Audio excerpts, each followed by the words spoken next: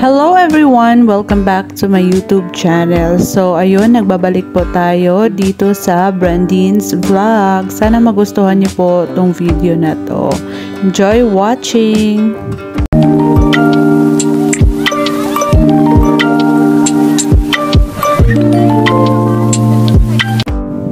Alam niyo ba na ang pagta-travel ay makawala ng stress, Charles? Wow! So, yun ang ginagawa namin ngayon. Nagta-travel kami ni Pastor Brandon. At masaya kami na nagta-travel kasi maka-brainstorming kami kung ano ang mga nangyayari sa paligid. So, tingnan niyo naman, ang ganda ng tanawin dito. Makaisip ka talaga kung ano ang dapat gawin, mga gusto namin sa buhay. Dito na kami nag-uusap kung ano ang mga bagay na gusto namin, anong gusto namin makamit in the future. Kasi nakaka-refresh yung lugar. Dahan-dahan lang man din kami na nagta-travel. Siya ang nagda-drive ng motor. Sometimes, nag-switch din kami. Like, ako naman ang mag-drive, siya naman ang mag-drive. But, since ang protective niya, super protective niya. So, ayun guys, hindi ako minsan nagda-drive. So, papunta kami ngayon sa Malayal, Cebuco, Zamboanga del Norte. Ang ganda ng lugar na to guys. Napakaganda. Malinis siya tignan at saka napaka-presko ng hangin. Mainit man talaga dito pero pag nagta-travel ka hindi masyadong mainit. Yung nafe-feel mo hindi masyadong mainit. So ayun, tingnan nyo ang karagatan. Super ganda ng dagat. Super ganda ng paligid. Ang ganda talaga ng tanawin dito guys. Makakawaw ka talaga sa ganda ng tanawin dito. So, super ganda. At saka yung phone din, hindi siya yung zigzag na phone. Alam niyo yun, yung phone na sobrang kulit. So, itong phone na to may stabilizer siya.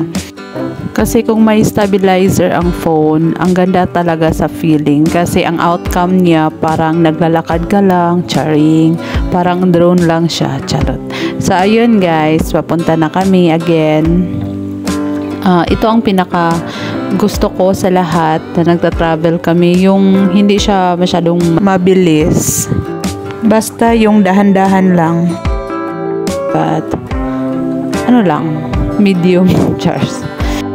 Pag nagra-ride kami ng husband ko, ang dami talaga naming natutunan. So, like for example, yung mga na-reminisce namin, na mga experiences namin nung bata pa kami, nakikita namin yung mga tao, nakikita namin yung mga bata, yung mga kabataan. Iniisip namin, ganyan din ang ginagawa ko noon. Alam niyo yun, enjoy na enjoy talaga kami. By the way guys, ito pala yung bridge, yung Limpapa Bridge, kung saan pinupuntahan ng mga tao, pinupuntahan ng mga tao na nasa city. Napipicture sila dito, nagpo-post sa Facebook. So, ayun. Maganda kasi ang tanawin dito, guys. So, ngayon, papunta na kami doon sa paakyat na talaga. Sa bundok.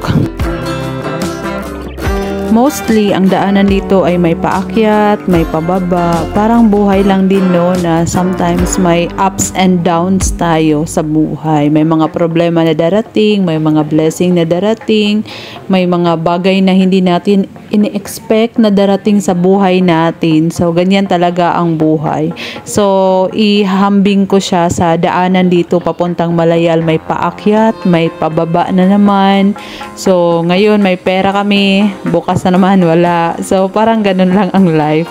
So, still, we have that faith to pursue. We have that faith to move on, to move forward of what we desire for the future. So, we're still having that kind of attitude na mag-continue kung ano ang nasimulan namin. And we're happy of what we have. And we're still aiming for what God wants us to be. So, ayun guys, pababa naman to, papunta naman to sa, still pa rin Malayal pa rin, pero ang ganda talaga, pababa naman siya. At hindi maiwasan talaga na hindi ako makapag-video dito. Marami na talaga akong video dito, pero yung iba hindi ko talaga siya ina-upload. Ngayon lang ako nagkataon na nag-voice over ng mga videos ko. So, kasi sayang sayang kung ma-delete naman sa phone. Ang ginagawa ko talaga dito ay nagsisave talaga ng mga memories kasi hindi natin alam yung takbo ng panahon. Kaya ang ginagawa ko, nagtitake ako ng video, nagpo-post ako, nag-upload ako minsan.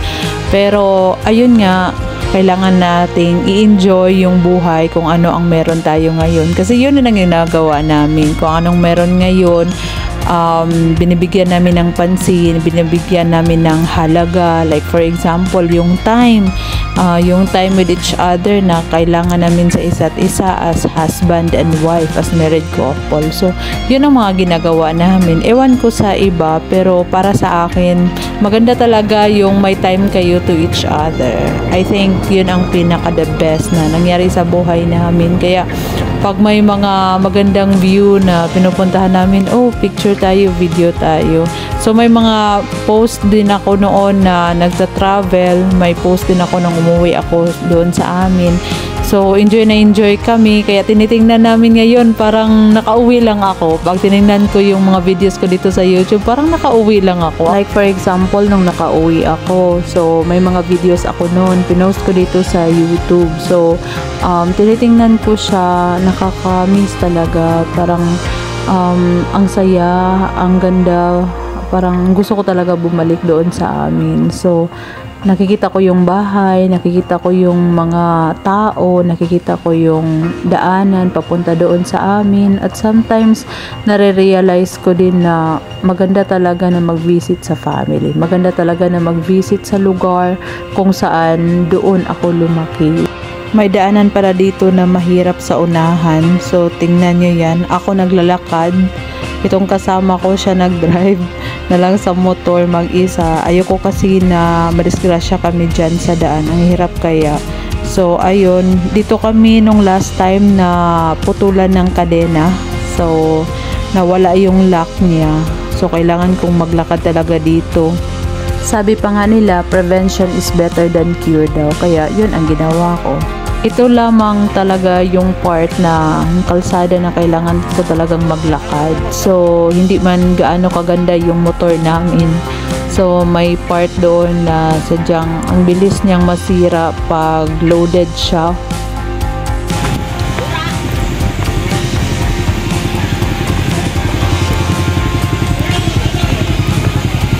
Wow!